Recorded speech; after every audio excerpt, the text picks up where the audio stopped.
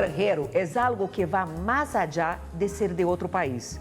Es un tema que pasa por los aspectos históricos, culturales y que se torna una forma muy particular de identificación. Para algunos es solo curiosidad, fascinación. Para outros se torna ódio, dificultar em ver e aprender del desconhecido.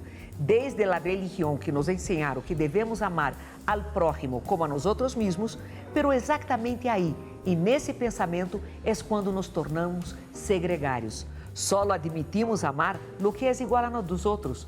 Aceptar a existência del outro, que não é igual a de uno mesmo, e poder amá-lo apesar de todas as diferenças, é um real desafio na modernidade. Extranjero sempre é el outro, de outro país, de outra língua, de outro modo de estar, perceber a vida e incluso mostrar sua cultura. Extranjero é todo aquello que é diferente. E como fazer-se ver, respeitar e, sobretudo, escutar sendo um extranjero? Em Plazeres com Flávia, quero que escutemos a um gran maestro, alguém que saiu de muito lejos, que enfrentou esse hecho de ser distinto e que logrou que lo escutaram, que lo deram tempo e espaço. Dentro de uns minuticos, vamos escutar a esse extranjero que se hizo ver, sobretudo, adorar em qualquer parte do mundo. Bueno, e para mim é um honor, pero um privilégio poder ter aqui, e nesta sala de Plazeres com Flávia, al gran maestro Yuri Buenaventura. Yuri, bem-vindo. Hola, Flavia, un placer. Despertou a fanaticada. Aqui há gente que desperta e não desperta a fanaticada. Há dias que hacemos programa, não há nada nesse estúdio. De repente se llena esse estúdio. Muchas gracias. Yuri, passei vários dias estudando muito de tua história, que además é fascinante, pero quero arrancar com o nome Yuri Buenaventura. Tu não te chamas Yuri Buenaventura, tu tens outro nome. ¿Por que corriste justo Buenaventura como el apellido o referencia? Sí, primero Flavia, muchas gracias a ti y a todo tu equipo por la invitación.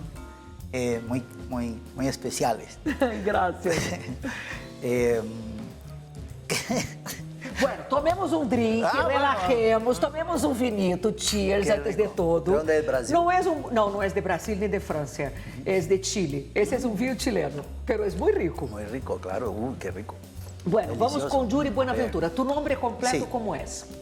Yo me llamo Yuri Alexander Bedoya Giraldo. Yo nací en una montañita, en una isla que se llama Cascajal. Y esa es la isla de Buenaventura. Buenaventura realmente es una isla en una bahía. Y yo nací allí. Pero en esa época, hace muchos años, en Colombia decían, a mí casi no me gusta ir a Buenaventura. Y dije, ¿por qué? Me dijo, porque hay mucho negro y huele a pescado. Ah, imagínate. Sí, ese era como, había un estigma alrededor de eso, una mirada muy tenaz, racista, muy de aislar, sí. ¿no? Entonces al yo otro. por eso dije, el día que yo tenga una orquesta, voy a ponerme el nombre de mi pueblo aquí, ¿no? Buenaventura. Porque pues uno siempre se siente orgulloso de su pueblo, de donde es, ¿no? Es verdad. Tú sabes que ahora me hiciste acordar, no sé si ubicas Daniela Mercury, una Sí, cantante claro, baiana. claro. Cuando ella canta en el exterior, ella siempre dice, Bahía, Salvador, porque una vez conversando me dijo, todo el mundo piensa que Brasil es Río de Janeiro. Claro. Y se olvida que Bahía, que también es negra, Claro. es una parte importante. Claro. Y hacer conocer otras regiones del país que no solo Bogotá, Barranquilla y Sí, Cartagena. yo conozco a Daniela Mercury, compartimos muchos años, como una década juntos. ¿En serio? Sí, en la misma casa disquera y en la misma casa productora. en Ah, París. bueno, entonces sabes exactamente de lo que estoy hablando. Sí. Una baiana que también Sí. viene de una zona muy negra y que no necesariamente la gente ubica de una vez con el país. Y Buenaventura, estamos de acuerdo. Yo conozco, fui ya algunas veces a Buenaventura y me gusta mucho además, porque se divierte mucho allá. Sí, digamos que se busca unas playas idílicas que nos han vendido, blancas, de mar azul y todo eso. Y el Pacífico lo que es verde, mucha biodiversidad. Las ballenas vienen a dar a luz ahí, afuera de la bahía de Buenaventura, nadan 8.500 kilómetros desde la Antártica.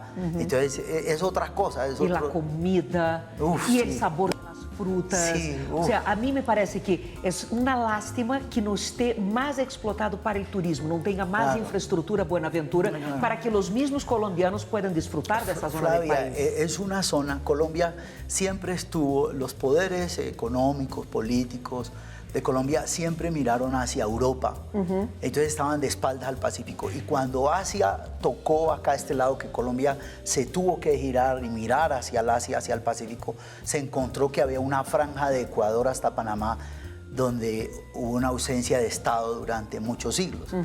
Y ahí hay un fenómeno de exclusión, pero también ahora hay un tema de narcotráfico, Sí. hay un tema de, Sí. de grupos ilegales que vuelve muy compleja. Es muy abandonado por el Estado, Buenaventura. Sí, Y claro. es el puerto más importante del país. Claro. Pero bueno, dejemos un poquito Sí. la política de lado. Eso. Yo vi que llegó un momento de tu vida que fuiste a la Sorbonne, nada menos y nada más que la universidad de la más prestigiosa de Francia. Sí. ¿Cómo es que uno sale o tiene esa fantasía, estar en Buenaventura, ir a estudiar a la Sorbonne? ¿Dónde aprendiste francés? ¿Cómo llegaste allá? Ah, ya. No, mi papá leía, mi papá era un jesuita, un cura jesuita, y mi mamá era una monja. Y ellos se fueron, el cura. Papá cura y la mamá monja, ¿cómo así? Sí, mi papá era un, un cura jesuita. Él es chocuano y terminó en Palmira. Y mi mamá entró a los 15 años al convento. Y cuando mi papá la conoció, ya tenía 25. Ya llevaba 10 años en el convento. Y entonces mi mamá le dijo que ella lo quería mucho. Y entonces mi papá le dijo, hermana Bernardita, yo voy a orar. Yo voy a orar mucho por usted. En estos lugares suele meterse el demonio.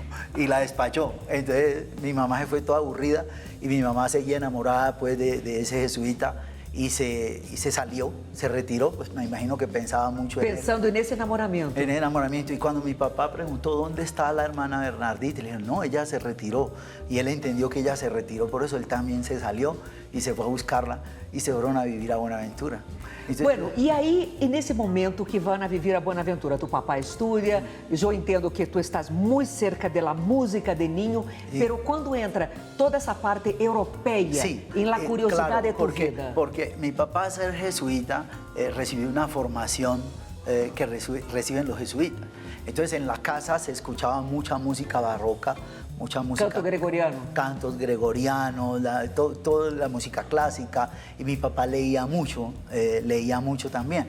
Entonces en la casa era una casita de madera, así como tu salita aquí, muy, muy tranquilita, maderita, techo de zinc, palafítica al pie del... Sí, ¿sabes? Las casitas del Pacífico.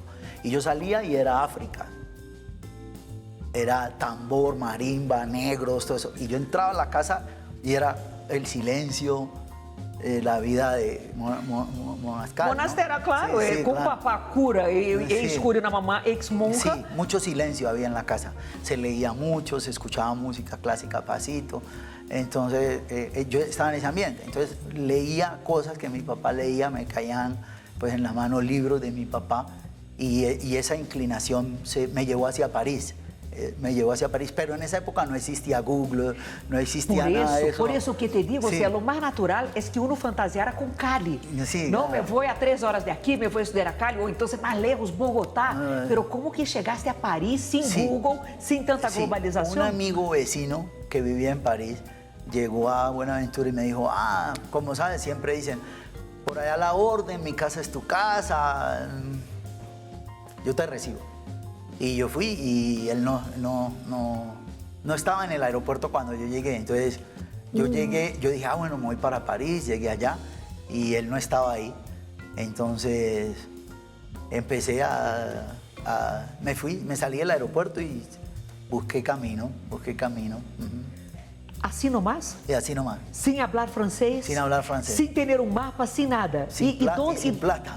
Exato, ¿cómo hiciste? ¿Dónde fuiste a dormir? ¿Cómo conseguiste tu primera plata? Ese día me fui al Arco del Triunfo porque yo vi un mapa y yo vi el Arco del Triunfo y yo dije, pues me voy a hacer en el Arco del Triunfo, él pasará por ahí, ¿no? O sea, pasará por ahí, por el Arco del Triunfo.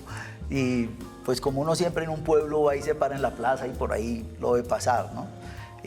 Pero no, pues París es una ciudad de 11 millones de habitantes. Sí, es una selva. Sí, sí, pues nunca pasó por ahí. Yo era ahí parado esperando a que él pasara y miraba Ay, hasta... no te puedo creer. ¿Cuántos años tenías tú? 19. 19 sentado en pleno Arco de Triunfo esperando Sí. que pasara alguien. No, uno no se puede hacer el Arco de Triunfo porque es una plazoleta inmensa, es un round point como de 20 avenidas, entonces no hay forma de pasar allá. Yo estaba como por acá mirando el Arco del Triunfo hasta que pasó un señor, un chileno. Salud. Salud por el chileno que te salvó. Y el chileno pasó y me dijo, ¿usted de dónde es? Yo le dije, es que yo estaba metiendo un billete como en un teléfono, porque yo creía que ese cosito era para meter los billetes. Y entonces él me vio y me dijo, ¿usted de dónde es? De Colombia. ¿Y qué está haciendo? Y yo estoy esperando a un amigo y el amigo no llegó al aeropuerto. Entonces me dijo, bueno, entonces venga, yo lo llevo a esa dirección. Y él me llevó a la dirección. Entonces yo me senté afuera de la casa del amigo, un edificio, y nunca llegó esa noche. Y eran como las 12 de la noche. Y yo estaba allá afuera, un frío, Flavia. E medo não passava por tua cabeça? Que vou fazer agora? Não passava esse tipo de fantasia? E que vou fazer de mi vida aqui? ¿Sabes? Uno, cuando viene de pueblo a pueblo, uno como que, no, yo no sé, como que uno sabe que las cosas se van a dar, que se resuelve.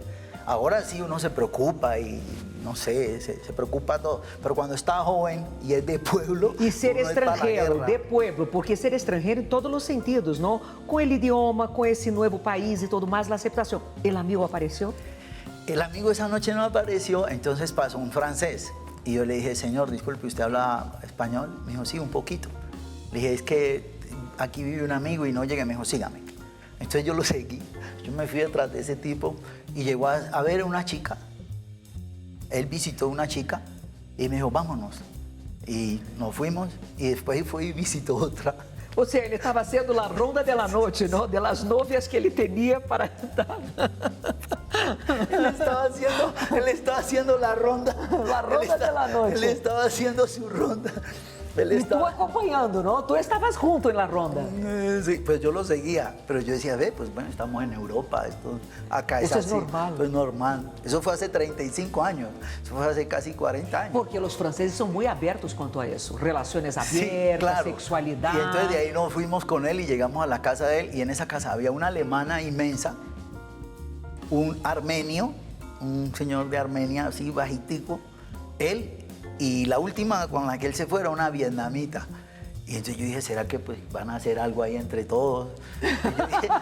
Yo dije, si me cogen a mí para algo, pues yo le pego un puño al primero y salgo y me voy de aquí. Yo creí que el tipo me va a llevar a como de gancho ciego para algo ahí, ¿me entiendes? Para ser um swinger, uma fiesta entre todos sí, no, de no, sexo. no, y no fue así, y bueno, no fue así. Pero aí o amigo chegou, pudiste estar. Al final él buscó al amigo y todo eso, apareció el amigo y el amigo vivía en un cuartico Del tamanho desse tapete. de este tapete, sí, y él vivía ahí con su esposa, entonces era muy difícil pues estar ahí los tres. Y rápido yo entendí, y él me cobraba por vivir ahí y yo no trabajaba, yo me estaba endeudando, yo ya llevaba como una semana ya estaba lleno de deudas porque él me cobraba por vivir ahí. Entonces, E isso no, que pues, era amigo, imagina se for inimigo. Entonces yo le dije, no, pues me voy. Y me fui y ahí me empecé a andar las calles. Ahí ya entré ya en un ciclo como de 3 años de... Pero como entraste a Sorbonne? Ah, como sí. aplicaste, entraste? Porque eu entendo Sí. que não hablavas el francés No, suficiente para entonces isso. en la calle, yo ya andaba en la calle, yo andaba con un bongo, yo andaba con un instrumento o una guacharaca y andaba por ahí en los metros, tocando en los vagones, en los túneles y me encontré con músicos latinos y todo eso y empecé un poquito a hablar francés y dije, bueno, yo vine aquí a estudiar. Entonces me inscribí primero a estudiar francés en una escuela para extranjeros, se llama CIMADE, y después me inscribí en la Sorbonne en Ciencias Económicas. E de una fuiste aceptado. Sí, yo estaba pues, claro en lo que quería y estudié 1 año y medio, 2 años y me retiré por la música porque en ese tiempo entre que aprendí francés y estudiaba me enamoré de la música. Ou seja, tu não tenias esse enamoramento nem esse acercamento tão forte quando estavas aún em Buenaventura. A música era parte da vida, pero não era o motor da vida. Es como en Brasil, como en el Caribe, como en la selva, como en toda parte. La música hace parte del existir de un pueblo, ¿no? Sí. Es parte integral, como su gastronomía. Todo, la cultura. Todo va junta, la cultura. Entonces yo era músico, pero músico De metro. Era músico de estación de metro. No, yo era músico en mi pueblo, pues cantaba, pero nunca la profesión, nunca veía como una profesión. Como te sentiste como extranjero assim, dando essa luta? Não houve momentos em que pensaste, sabe que me devuelvo para mi Buenaventura, que a vida allá me va mejor? No, porque en la época los tiquetes no eran electrónicos, los tiquetes eran de papel, ¿sabes? Era un papelito. Sí, claro. En esa época yo no creo que muchos hayan conocido eso, pero los tiquetes eran en papelito. Vários. Sí, era Venía casi que una chequerita que eran varios, la copia de la copia de la entonces a mí me copia. dijeron, cuando llegue a París, rompe el tiquete para que no se pueda devolver.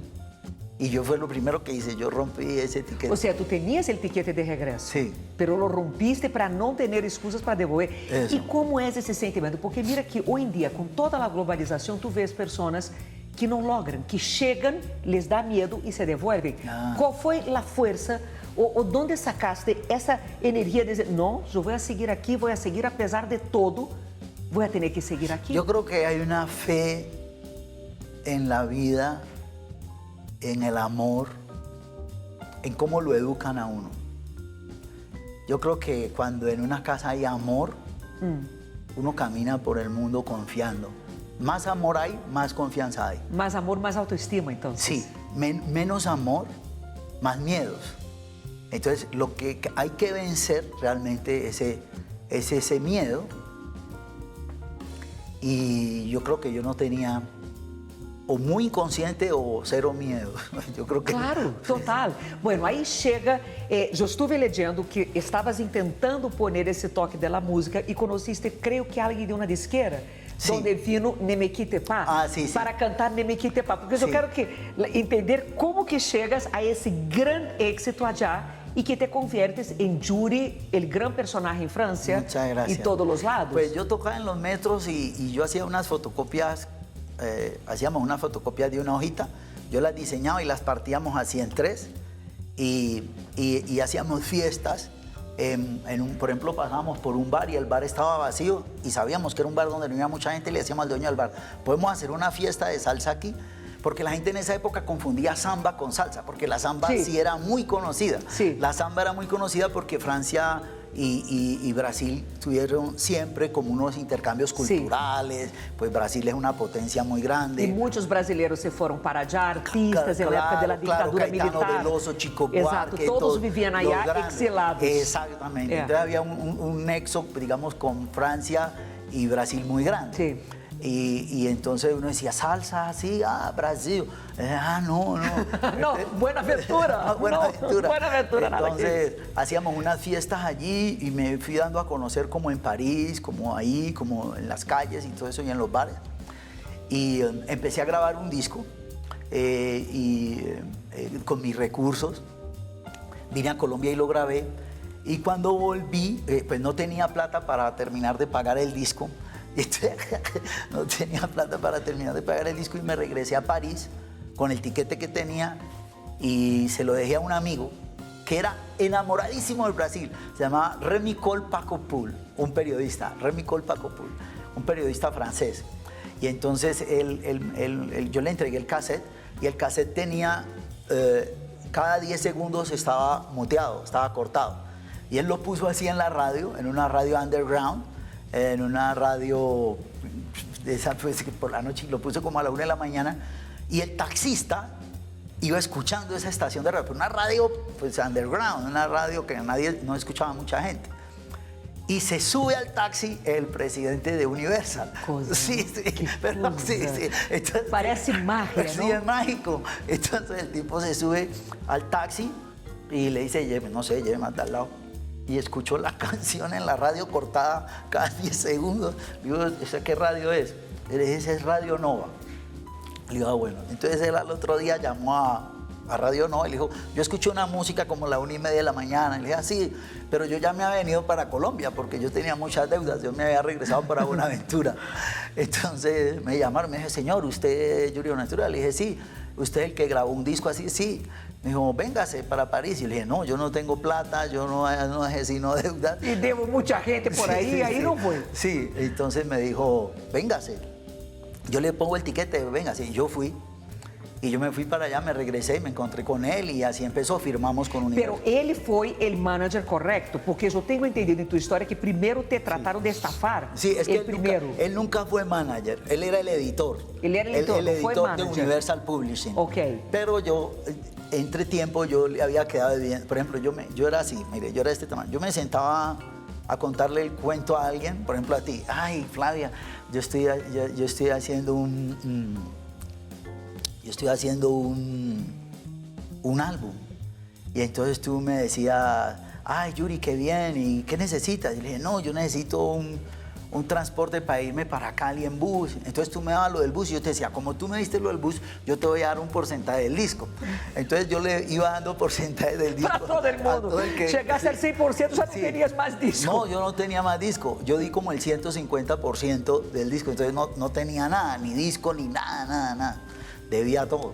Así empezó el cuento. Entonces ahí ya Universal me firma, monté una orquesta, vine a Colombia, monté la orquesta y arrancamos giras en Francia. ¿Y qué crees que se debe a ese enamoramiento que Francia tuvo contigo? O sea, porque, ok, Ne me quitte pas es una canción muy, muy francesa, meter el ritmo de salsa, listo, pero uno pensaría que era solo aquel momento. ¿Cómo fue que lograste ese gancho para partir de ahí hacer con que los franceses y los europeos, por ende, pasasen a mirar las canciones colombianas y lo que hacías tú? Vuelvo al tema del amor. Ok. Yo creo que el amor, bueno, hay muchas formas de amar, pero el amor es uno solo. El amor es uno solo. Y uno puede amar una nación, como yo vivía en las calles, y ellos me daban una moneda o algo así. Siempre quise devolverles ese amor. Entonces, cuando hice el álbum, lo hice con amor. No tenía un espíritu comercial, era como... Entendi. Não tinha um espírito comercial. Eu creio que a frase é essa. Eu hice algo que de verdade eu estava dando e não pedindo. Correcto. Aí é uma diferença entre pedir e dar. Sí. Uma coisa é fazer um álbum comercial onde tu estás pedindo plata, pedindo retorno. Outra coisa é, toma, é para ti. Claro. Não quero nada em cambio. Claro. Isso é muito bonito. Isso é uma visão muito Eso fue interessante. lo que ocurrió. Eso fue lo que ocurrió. Y siempre ha sido así. Ou seja, sempre estás fazendo, dando, pero não te importa qual vai ser o resultado. Yo confío en que las cosas van a pasar. Não, teria que passar, porque tu deves ter uma estrellita mágica em tu cabeça, sí. que as coisas se dão por suerte, por universo, Sí. por conjunção Sí. de las estrellas. Sí, sí. Bueno, aqui estão todos muito embobados, pero vamos a um corte muito rápido. Já regresso com Yuri Buenaventura, porque les cuento que me contaram um chisme essa semana, que eu quero perguntar a ele de uma história de um Rolex. Ah, sí. E de um príncipe em Marruecos. Me contaram 2 histórias dele que eu quero saber um pouquinho mais dessas histórias. Já regressamos.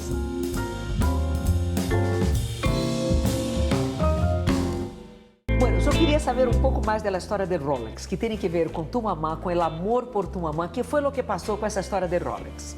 ¿Eso quién se lo contó? ¿El flaco? El Fernando Solórzano. Pero no Nós sé por estuvimos qué. em teatro juntos e ele, ai, Yuri, tem uma história bueníssima que le ponían los papeles, Sí. las fotos de las revistas Sí. en el vidrio Sí. y tenía la foto de Rolex. Sí, sí.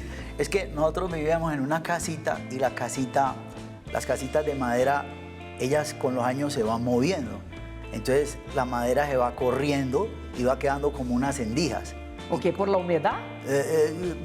Sí, por lo viejo, la madera Ok. se van, el peso, bueno, en fin, se van torciendo, las casitas se van torciendo.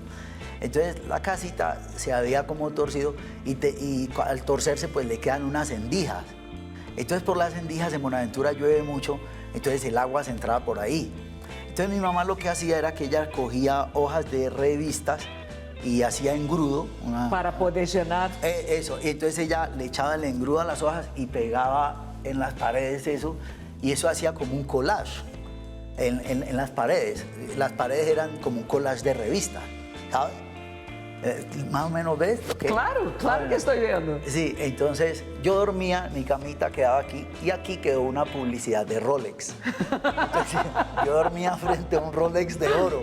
Yo dormía frente a un Rolex de oro así, como de los 5 años como hasta los 15. Ao invés de dormir frente a una vieja buenona, ¿no? Dormías con un Rolex. Sí, dormía ahí había una publicidad de un Rolex. Y un día voy con la orquesta en Suiza, voy caminando así, pam, pam, y veo en una vitrina el reloj, el mismo modelo y todo. Y yo dije, ay, el reloj. Y yo me quedé mirando el reloj y me puse a llorar. Entonces los muchachos me dijeron, ¿qué pasa, Yuri? Yo le dije, no, es que, bueno, en fin, les conté cómo era la historia. Y me dijo, comprátelo. Y le dije, no, yo no me compro esas cosas. Me dijo, comprátelo. Regálalo a la mamá. Sí, comprátelo. Entonces yo lo compré. Ah, Y creo que fue un error, por quê? porque con eso se podían haber hecho otras cosas, ¿no? Por ejemplo, una escuela, pudo haber hecho algo. Sim, pero há momentos na vida em que também uno compensa, não? Certas coisas. Sí, pero no, ese tipo de cosas así no, o sea, no, pues eso fue un error. Pero la historia era esa, que como a los 25 años, a los 30 años, yo me encuentro con ese objeto ahí. Que te mandava para a niñez, que te mandava para recordar Sí, tu passado. correcto, y las necesidades y esas cosas, ¿no? Alguma vez te has sentido discriminado na Europa? Por ser colombiano, por el género musical, por hacer salsa de la música francesa, Sí. porque os puristas podem criticar, não? Sí, claro. Sí, pero eso es como cuando uno se da un golpe que se golpea el dedito con la pata de la cama, ¿no? Uno no puede culpar la cama, culpar el dedo, culparse a uno, ¿sí? Yo no me detengo en eso. Sí, a mí me dieron cadena en los metros. Yo tengo... Mentira. Sí, yo tengo... Em ataques de xenofobia? Sí, skinheads. Sí, en un vagón. No me alcancé a bajar del vagón y me dieron cadena. Assim, gratuitamente? Sí, claro. La puerta del metro se cerró. Normalmente yo estaba más pila. Pero ese día no, ahí me dieron en el vagón. E que foi o que passou aí? No, ¿ah? Prenderam os tipos? No, yo me quedé inconsciente. Caramba! Sí. No, pero esas cosas no... Yo no me detuve nunca en eso porque, como te digo, es como un golpe con la cama. Uno no se puede quedar en eso ahí. Y a mí me parece que Francia me dio tantas cosas tan lindas y la República Francesa, que 3 idiotas por ahí no cuentan en la... Ou seja, o único que te sacou de allá foram as deudas em um primeiro momento. De resto, não foi nem o cadenaço na cabeça, nem a tocada em metro, nenhuma dificuldade te sacou. Foi solamente algo muito concreto que te mandou. Al final eran momentos bonitos, porque yo recuerdo que cuando yo vivía en la calle había una loquita que me seguía. Ella siempre me seguía. Como yo andaba con un bongo y yo tocaba y ella siempre se sentaba por ahí. Y yo recuerdo que ella se tiró encima de mí cuando me estaban pegando. Entonces, el recuerdo que tengo es ese ser humano que se tira a proteger. Pero essa que te pegaram foi outra vez a parte de los skinheads? Essa vez que essa tipa te tirou sobre Esa fue la de los skinheads. Ah, ok. Sí. E alguma outra vez ha passado algo mais perigoso? Porque vivir em las calles Sí. é uma situação muito vulnerável. Sí, claro. Sí, yo andaba con un bisturí aquí siempre en la chaqueta. Y llegaba uno a sitios donde tenían los espacios, los territorios tenían dueños. Sí, claro. Lo de la calle, unas cosas de calle. Pero a mí no me gusta parar ahí porque realmente esas cosas son... vuelvo al tema de la cama y de golpearse el dedo con la cama. Não é culpa del outro, é a circunstância. No, es así y los recuerdos que tengo de esa época no son muy bonitos. Son muy bonitos. Hasta tenía cierta poesía, cierta estética artística, la actitud de ese tipo. A mi barrio no vienes, por aquí no pasas. Y cuando yo hice así, él me dijo, no lo saques, porque no vale la pena por eso. Porque él sabía que yo iba a sacar algo. Entonces...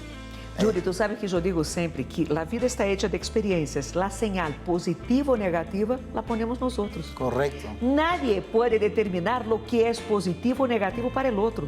Somos nosotros que determinamos. Claro, el amor. El vivir en la calle para ti, tú me estás diciendo que no fue tan negativo así, fue positivo, aprendí mucho. Al contrario. Para otra persona puede ter sido la peor cosa del mundo. Depende de nosotros la visión No, fue que muy damos. lindo. Yo nunca había sido tan Libre. libre y tranquilo Sí. como yo me sentaba en un andén y yo no tenía ningún compromiso. Que interessante, não? Sí, claro. E hoje toca não pagar os serviços, pagar todo mundo, Sí, hoje todo. toca. La DIAN, todo. La DIAN, Sí. la infiltração en la casa que toca mandar Yo consertar. recuerdo que yo me sentaba en la calle y yo veía pasar la gente vestida así en traje o en corbata y me daba tristeza verlos como así. Me daba tristeza verlos como presos de un sistema. Los veía presos, tristes. Tu crees que de alguma maneira a música pode lutar por uma justiça social? Claro. Porque estás de los dois lados, estuviste de um lado extremo e chegaste ao outro. Como que tu crees que a música pode fazer essa luta social? Primero, nosotros somos vibraciones. El ser humano es vibración. Vemos por vibraciones de la energía, de la luz. Escuchamos por vibraciones. Sentimos por vibraciones. Reaccionamos o respondemos por reacciones. Y la música es una manera como el hombre construye sonidos, crea frecuencias que llegan al otro. Entonces, la música tiene que tener la pureza, la limpieza en sus frecuencias para que le haga bien al otro. Es como comer comida mala o comer comida buena o leer una... Es nutrirte de algo, algo bueno o malo. Es que exactamente. Para mí la música que viene de un software, de un computador, que son frecuencias pero están desprovistas de energía humana, es como tomar agua estancada, como tomar agua sucia, estancada, vieja de años, porque no tiene energía por dentro. Cuando tú haces, por ejemplo, solo rodando, cuando tú envías esa emoción, esa nota, esa frecuencia llega, ahí va la emoción de un ser humano y dentro de la frecuencia viaja lo subatómico, viaja lo que llaman la física cuántica, viaja la emoción que nutre al otro. Entonces la música primero sí nutre al ser humano, es importante para nuestras culturas porque vivimos alrededor de la música, bailamos, compartimos, nos amamos, nos abrazamos, nos reímos. Si estamos despechados sacamos una pena, la gritamos, la cantamos, ¿sí? Es importante para la salud mental del ser, la música y por ende para la sociedad. Hay estudios que muestran personas que tienen muerte cerebral, cómo el cerebro se activa Claro. cuando ponen música. Claro. Las respuestas que van dando Claro. en los electros, es Claro. impresionante. Ahí te pregunto, ¿cómo es tu proceso creativo a la hora de componer, de escribir? A mí siempre me parece eso fascinante. ¿Cómo que una persona se sienta y logra sacar letras, canciones tan bonitas? Yo hace mucho tiempo dejé de sentarme a hacerlo. ¿Cómo haces? Yo dejo que llegue. Antes sí me sentaba porque tenía un contrato con una disquera. Que te obliga, ¿no? Sí, la disquera me dice, bueno, llegó febrero, hay que hacer el álbum. Entonces yo ya no funciono así. ¿Cómo funcionas hoy en día? De repente me llega y lo escribo y grabo la canción. Por ejemplo, tengo una canción que se llama El Guerrero. Yo iba en un avión y vi un caballo y vi un tipo que levantaba la mano y el sol estaba así detrás de la mano y se ponía ahí y había como una espada de luz y ahí mismo le escribí. Esas canciones así llegan con la vida, ¿no? No llegan como un acto intelectual de reflexión, sino que llega como una emoción natural. Alguma vez tu viste uma educação musical formal, ou seja, sentar-se, aprender as coisas, nada? Ninguna. Todo vem naturalmente, No, ninguna. a partir da voz. A partir de como de sentir, ¿no? Pues uno sí tiene que tener un talento, obviamente, eso Dios... Pero a educação não tu viste, essa tradicional, que uno vai estudar partituras, etc. No, nada. yo soy analfabeta musical, yo no leo la partitura. No. Lo que yo sí hago es que cuando la disquera me da un recurso, para hacer un álbum, yo no me compro un Ferrari, pues, sino que lo invierto en el disco. Entonces, por ejemplo, voy a Puerto Rico, contrato a Papo Luca, bueno, ahora está muerto Cheo Feliciano, Roberto Roena, los músicos del Gran Combo de Puerto Rico, de la Sonora Ponceña. Los contrato 2 meses, les pago 2 meses y me quedo 2 meses con ellos en el estudio. Entonces, ese es como estudiar. Un brainstorming, una claro. lluvia de ideas y de talentos para salir Correcto. algo. Y así lo he hecho en Cuba y así lo que se viu na película The Queen, de Freddie Mercury, não? Quando se encerraram lá fora de Londres, todo o grupo, e foi quando sacaram o melhor álbum deles. Sí. Eso se hace, es muy interesante Sí, y se hace muy profitable. sí, todo el mundo, el trabajo colectivo es muy interesante. ¿Cómo tú mantienes la motivación para componer con el pasar de los años? Tuvimos la pandemia, muitos artistas sofreram muito porque se sentiam encerrados, sem liberdade. Como haces para manter essa motivação ou essa criatividade constante? Yo vuelvo al amor. Parece una frase de cajón, pero yo, no es. Yo vuelvo ahí siempre. El amor te da paz. Y la unión del amor y la paz es un pacto cerrado de el amor. O sea, no es que quiera decir que yo amo a todo el mundo como los ositos cariñositos. No, yo pues, intento, es mi ejercicio, ¿no? Como no bloquearse y dar amor, y el amor da paz. Y ese amor y paz hace que el cerebro camine. Tenha criações. E que se tranquilo. E aí, aproveito e te pergunto, eu entendo esse conceito de amor que me hablas, pero eres um homem que se enamora com muita facilidade? Eres enamorado, eres de esses que se enamora e pega as enamoradas e sofres? Pero no solo de las mujeres, ¿ah? Não, de todo. De todo, sí, de la gente.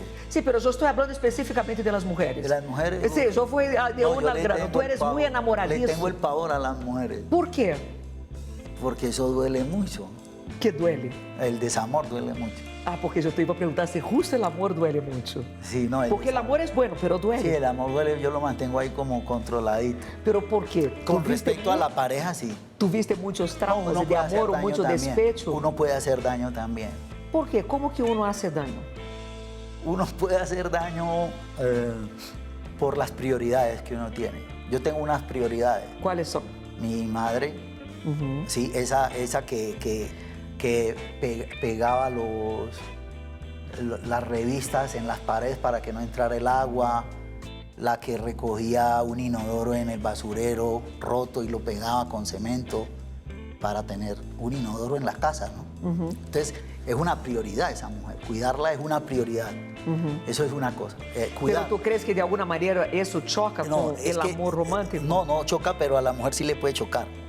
Entonces, si uno encuentra una pareja a la que eso le choca, a mí me da mucha pena, pero la prioridad es esa. La otra prioridad me imagino que sea tu música, tu carrera. Sí, el arte, claro. La música y esta profesión es de desplazamientos, No tú has sacrificado mucho a nivel personal por la música y por la mamá?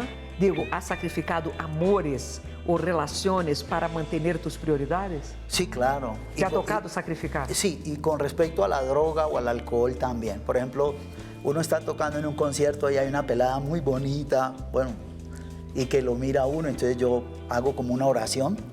Y yo digo, Señor, yo te sacrifico esta cuestión personal para que esto quede bien, la energía de este concierto quede bien para todos los que están aquí.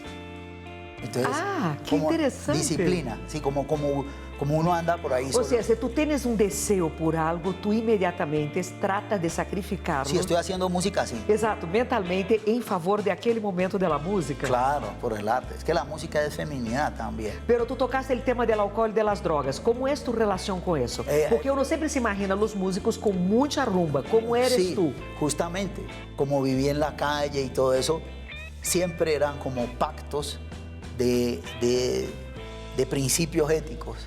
Entonces, eso me protegió mucho. Me dejó no vivir otras cosas también. Pero por la línea por la que yo estoy andando, sí estoy andando en rieles. Ok. Vamos a un corte muy rápido, porque cuando regresemos yo quiero que Judith nos cuente un poquito más de su nuevo proyecto social, que yo tengo mucha curiosidad de saber qué es lo que está trayendo y proponiendo para el país que uno nunca deja atrás. Puede estar en Francia, pero Colombia está dentro de él. Ya regresamos. Yuri, tú me contabas que estás con un proyecto social. ¿Qué es exactamente? ¿Qué buscas con eso? Ya, yo lo que aprendí en Francia fue el tema del derecho de autor. El respeto al derecho de autor. Nosotros contornamos mucho el derecho. O sea, plagiamos. Sí, le buscamos la curva para que los para derechos... hacer copia, para sacar algún tipo de ventaja. Entonces, yo creé un proyecto que se llama Crea Sonido. Es un proyecto que somos tres. Está la Fundación Yuri Buenaventura, Bancolombia y Ecopetrol. Y entre los tres producimos una convocatoria a nivel nacional. Los artistas se inscriben en la plataforma www.creasonidos.com. Creasonidos.com. Se inscriben. ¿Cualquier tipo de arte Sí, o solo canto? Solo música. Solo música. Música. Cualquier música, llanera, vallenata, hip hop, trap, rap, cualquier género, brasilera, la que sea. Hay uno de Leticia Amazonas que está en el proyecto. Entonces, unos curadores escogen 100 artistas. Nosotros buscamos unos productores delegados, financiamos la grabación del disco, financiamos la grabación del videoclip y damos formación jurídica en derechos de autor a través de abogados. Para que no los engañen. Claro, para que no los engañen. Y ya tenemos 120 agrupaciones en todo el territorio nacional, en Pasto, en Popayán, en Cali, en Quibdó, en Tumaco, en Timbiquí, en Guapi, en Buenaventura, en Ginebra Valle, en Caicedonia, en Pereira, en Riohacha, en Medellín, en Bogotá, en los Llanos Orientales, en Villavicencio, en Yopal, por toda parte. Tenemos 120 agrupaciones y ellos son dueños 100% de su álbum y de su videoclip. Ellos quedan dueños de su material. Y ellos pueden subir en plataformas, Claro. pueden explotar como quieran. Claro, y el que quiera seguir la ruta que nosotros los estamos recomendando es firmar con la Sociedad de Autores y Compositores de Francia. Ya hay 20 que firmaron, que son artistas franceses. Y ya, pues digamos, y que incluso se puede hacer un matrimonio después, ¿no? Claro, en términos de función musical. Claro. Casi todos los grandes músicos de Brasil están en la SACEM. Exacto. Sí, están inscritos en la Sociedad de Autores de Francia. ¿Cuál es la diferencia entre eso y Saico? Saico es la Sociedad de Autores y Compositores de Colombia. Exacto. Es una sociedad. Y que todos los músicos están ahí. No, todos no. Es una sociedad. Cualquiera se puede afiliar a la sociedad que quiera. Y estos músicos han decidido afiliarse a SACEM, que es la Sociedad de Autores y Compositores de Francia. Ok. Y cualquier uno puede inscribirse, basta entrar en la página y nada más. Sí. ¿Por qué elegiste justo ese tema de propiedad de autor? Porque entre tantas coisas que poderias elegir, porque vendo a Colômbia com tantos talentos e tanta luta para poder sobresalir, ¿por qué justo ese tema? ¿Dónde fue que viste ahí el problema? Gracias por la pregunta. Realmente Colombia y el mundo, digamos, está dividido como en estratos sociales. Entonces, el más rico está en el 6, el menos rico en el 5 y así hasta que llega al 1. Pero entonces el del 6 mira al del estrato 1 abajo. Y el del estrato 1 también mira al del estrato 6 arriba. Entonces hay como una mirada vertical de la sociedad. Pero el insumo, la música, se hace en los estratos populares. La música, el vallenato, el reggaetón, la salsa, todo. El currulao, eso no se hace en los barrios ricos de las capitales. Ni las buenas comidas. Entonces, los buenos platos salen de los estratos bajos. Claro, entonces sí, digamos que esa cultura gastronómica. Entonces en la música está no solamente en los estratos bajos, sino en la periferia. Es decir, está en el Pacífico, está en los Llanos Orientales, está en el eje cafetero, en las fincas del eje cafetero, esa música de carrilera, la música popular, están los pastuzos, la música indígena. Colombia es un país muy musical. Claro, entonces no es solamente abajo, sino que es periférico también, es decir, fuera de los centros urbanos. Entonces, cuando se le da formación jurídica a un músico en derechos de autor, horizontaliza la relación, la mirada de la sociedad. Entonces ya, si tú estás abajo y dices, yo soy autor-compositor, pero soy de este estrato bajo, pero cuando conoces tus derechos, y te encuentras a alguien, un abogado o alguien que te quiere tumbar, pues tú lo miras horizontalmente porque lo tienes ahí, porque conoces tus derechos. Entonces le vas a hablar así enfrente. Hola, mis derechos son estos y esta es lo que yo quiero negociar. Wow, claro, sí, tienes toda la razón. Cuando tú tienes la información, tú puedes hablar en el mismo nivel, con el mismo lenguaje. Claro. Claro, yo tenía un amigo que se llama Alpha Blondy, que es un músico de reggae africano, y entonces él me hablaba, yo le decía del racismo, y me dijo, Yuri, el racismo no existe. Yo le dije, ¿cómo así? Y me dijo, Yuri, cuando alguien tiene términos racistas conmigo, yo lo que veo es una persona enferma. Hay que buscar ayuda para esta persona está enferma. Porque ella tiene algo dentro de ella que no tolera y tiene que trabajar. Cuando me afecta el racismo, hay algo en mí que me hace ver menos que él. Pero cuando yo lo que veo es un tipo enfermo que no entiende, que es violento, que hay que buscarle ayuda psicológica, medicada. Está enfermo, hay que ayudarlo. Eso me hizo entender también que a veces a uno lo roban en un contrato porque uno dice, es que esto me va a dar una oportunidad y esto me permite a mí tal cosa. Son los miedos que me hacen firmar y cedo mis derechos y entrego mis derechos por miedos. Entonces, cuando conozco los derechos, entonces posiblemente en la negociación voy de otra manera. Por eso creas. Muy interesante, ¿sabes? Yo no había caído en cuenta de esa cosa de la horizontalidad del discurso. Sí. Eso es muy bueno. Hoy, Yuri Buenaventura, ese super artista, el maestro, o sea, ese hombre completo, ¿qué dirías al Yuri que chegou em França e tocou ir para o Arco do Triunfo, tocou seguir al francés louco que hacía visitas de las viejas? ¿Qué dirías hoy para ese Yuri? Yo le diría a Yuri Buenaventura, Yuri Buenaventura perdió mucho tiempo. ¿Por qué? Por los miedos. A pesar de todo. Sí, claro. O sea, escuchando a ti, es una pelea, es una lucha con los miedos todos los días. Y podía no tener miedo de la vida, pero sí tener miedo de que no me fuera bien en la música, de no tener con qué mandarle plata a mi mamá. ¿Me entiendes? Entonces, hay diferentes, es multidimensional, es una cantidad de... O sea, dirías a Yuri, tranquilo que todo va a salir bien. Tranquilo y no pierda tiempo y crean usted, no pierda tiempo y confíe y de amor que eso sale, eso se da. Eso es muy bonito, ¿no? Poder decir a las personas, no tengan miedo, sí, que las cosas se arreglan. Es difícil porque hay que tener las herramientas para no tener miedo.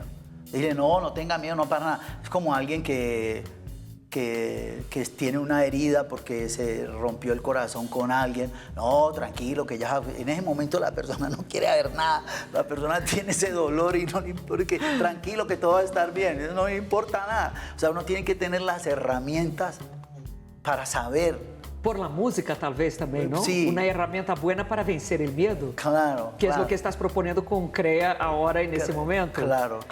Pero el ejercicio es ganarle la batalla a los miedos en cada paso. En la mañana, cuando uno se levanta, cuando pensó que hizo algo malo, no tener miedo y me van a castigar del cielo. Me voy a tirar al agua, el agua está muy fría, o no sé, o el viento, no, de pronto me cae algo en el ojo. O sea, Yuri, no tengas miedo, toma un trago conmigo. Tomas aquí. Gracias.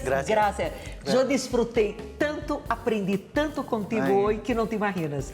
Te agradezco tu generosidade, tu tempo, esse projeto que estás haciendo e ojalá tengamos outra oportunidade para encontrarnos. Muchas gracias. Cheers. Gracias a ustedes que estuvieron conectados con nosotros, escuchamos historias tão bonitas y de verdad, Yuri tiene toda la razón, no tenga miedo. La vida se arregla de una manera y de otra. Gracias a nuestros vinitos de Rumba Ya, que siempre hacen con que las conversaciones sean más saborosas, nuestros muebles de To Go, porque de verdad estar aquí sentado, el tiempo vuela y uno no se da cuenta. Y voy a invitar ahora a Yuri a comer una pizza de Vera Pizza. Nuestra pizza infaltable en esos programas. Nos vemos la otra semana. Chao, chao. Chao.